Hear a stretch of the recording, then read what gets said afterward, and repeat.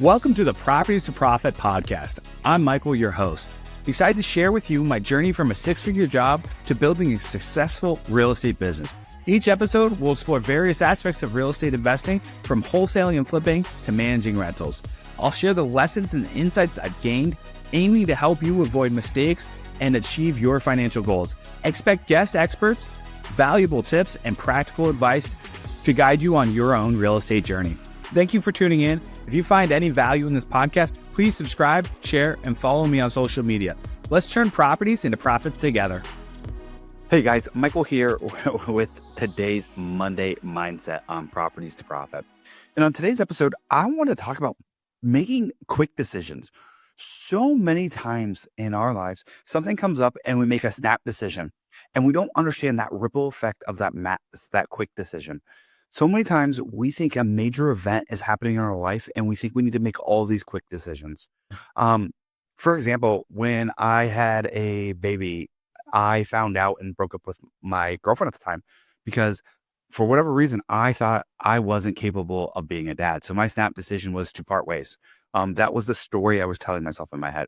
And if I would have gone through my decision-making process as I do now is, hey, what's going to happen? What's my worst outcome? And what's my best outcome? I probably would have never made that decision. Actually, I know I would have made a completely different decision, but I didn't have the frameworks of how to make the right decision.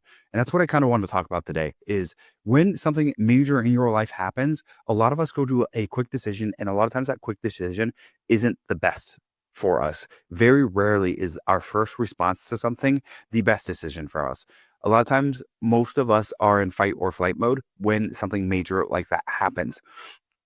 So example, if you just got out of jail and you haven't worked for 6 months, our first thought is, oh, I need to go work and I need to go drive my car. You're not checking your insurance. You're not making sure that, hey, everyone you love is good to go or that you're good to go, that you've taken care of your mindset. I mean, you've been locked up for 6 months. There's a lot that could happen up there. And so what I tell people all the time is nothing matters if you're not taken care of first. So you have to take care of yourself first. So many times we want to go help someone else, whether it's our kids, our loved ones, our parents, but you're not capable of helping them if you haven't helped yourself and achieved and processed whatever emotion or feelings that you're feeling in life. So whenever I feel a certain emotion before I make a decision, I got to ask myself, why am I feeling this emotion? So let's just say someone says something and I get angry. Okay, why am I feeling angry? What did this person do that is causing anger to arise through me? And then it's like, okay, is anger going to benefit me in any decision I make? Well, the answer is obviously no, because anger is not even a first emotion. It's always a secondary emotion. So if you feel anger, there's another reason you're feeling that. So I have to process what is making me angry. A lot of times it's not anything to do with what they said. It's how we feel about ourselves and why we feel that way. So I have to process it. And the first thing to process is, why am I feeling angry? Okay, I'm feeling angry because I feel let down. Well, why do you feel let down? I feel let down because of X, Y, Z. And then when you realize what it is, you can process the real problem here. And so a lot of us hear bad news and we just go to a rash decision.